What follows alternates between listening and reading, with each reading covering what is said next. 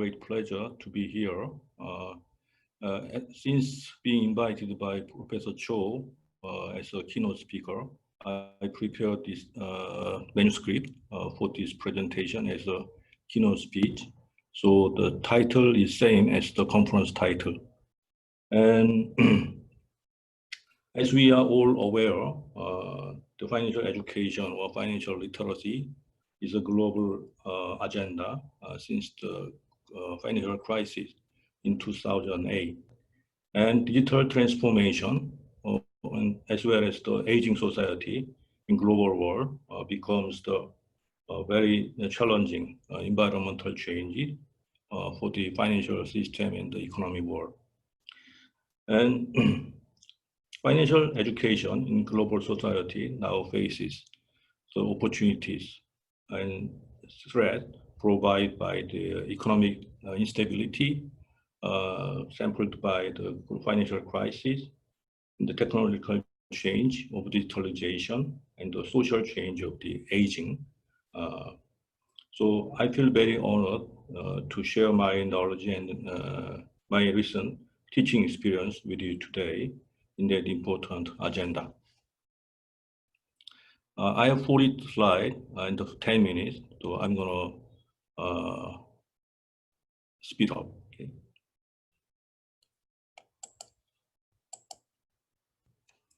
As much as I can. First title, my presentation has 4 parts: financial education in general, and the financial consumer education, and university college education in digitalization, followed by a little summary.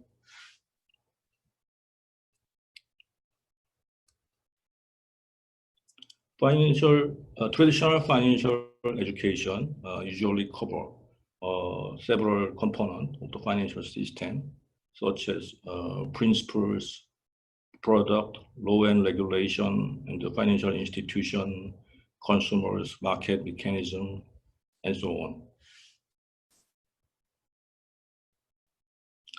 Nevertheless, its content and the levels and delivery method can be shaped by who are the students, the where and why they learn finance.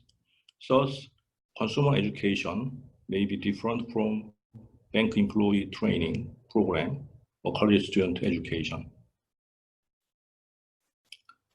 For instance, according to the OECD and INFE 2019, rationales for financial education are so diverse to include financial mis-selling, fraud, financial literacy need, complexity of product, over-indebtedness, spread of digital financial services, institutional reform, such as pension, financial inclusion, lack of trust in most countries. Having said that, I'm moving on to the next topic, so financial education for consumers and for college students. Now, let me talk about financial education for consumers in digitalization using some recent literature review. Obviously, digital transformation of financial system gives consumers a bunch of new opportunities and threats in every respect of financial system. In particular, consumers can enjoy benefits of financial digitalization, such as easy access, diverse choices, lower prices, more convenience, and customization and global opportunities. On the other hand, due to the financial digitalization, consumers are subject to such threat or risk as fraud, complexity of use or abuse, little protection or even exclusion, overcharge or overconsumption of financial products and services, unequal protection of privacy infringement. In addition, gender gap in terms of the financial inclusion has not narrowed, particularly in developing countries, according to the World Bank. While various initiatives are going on in developed countries in order to adopt the new opportunity for financial digitalization, As the digital financial literacy is becoming an important education in digital transformation, which is today's agenda. Both digital literacy and financial literacy have a special weakness with the aged cohort population, while many developed and underdeveloped countries are facing the same aging problem. When it comes to technological changes and educational content in finance, we have to consider changes of business model, laws and regulation, staying between the two changes. And many countries are now looking at the sequential changes of technological infrastructure, business model, payers, and their right and the duties, which should be carried over to change of content in financial education. Korea is not an exception. It has a new financial consumer protection law now, enacted early 2020, some months ago, which introduced unified principles and rules to apply all the financial products and services, including suitability principle, disclosure requirement, duty and right of financial advisors and consumers, etc.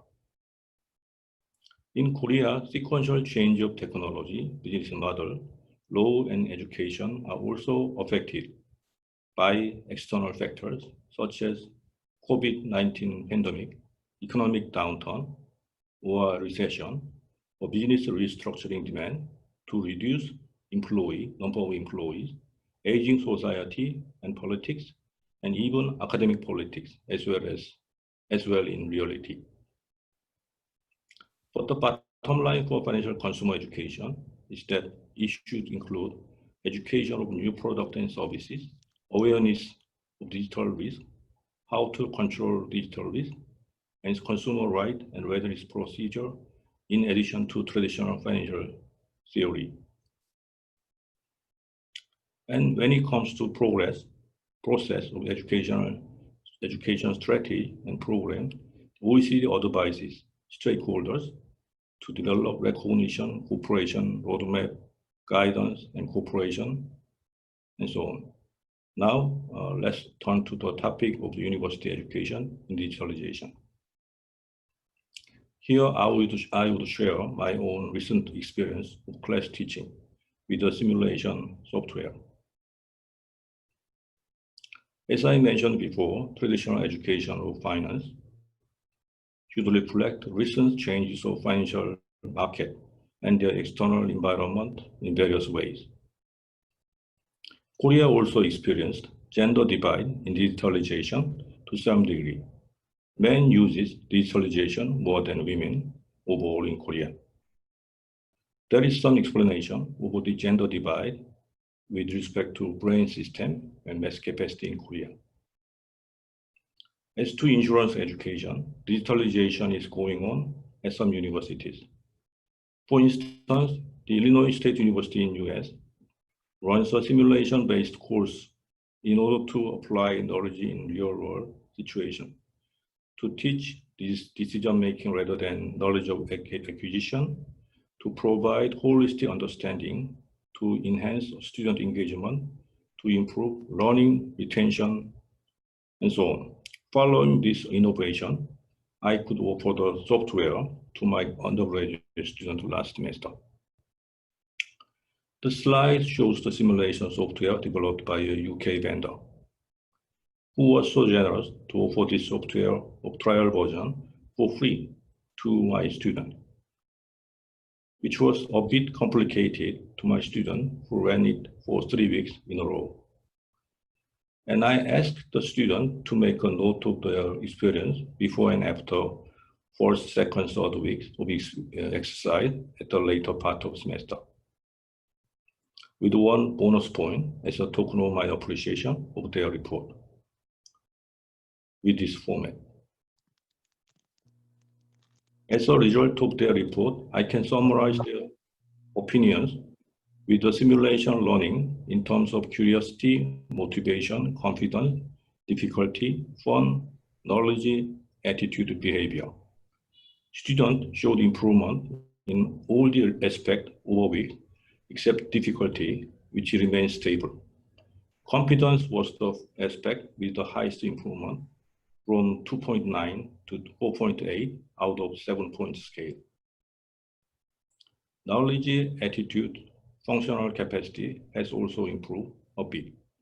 The valuation of the simulation went from 4.3 before the exercise to 5.8 after 3 weeks. More interesting is the gender difference. Female students gave less points than male beforehand, but more points afterward, resulting in reversal of valuation before and after. In curiosity, motivation, in confidence, in spite of large difficulty in every time frame, females got more fun and new knowledge, new attitude and skill after the 3 weeks than males.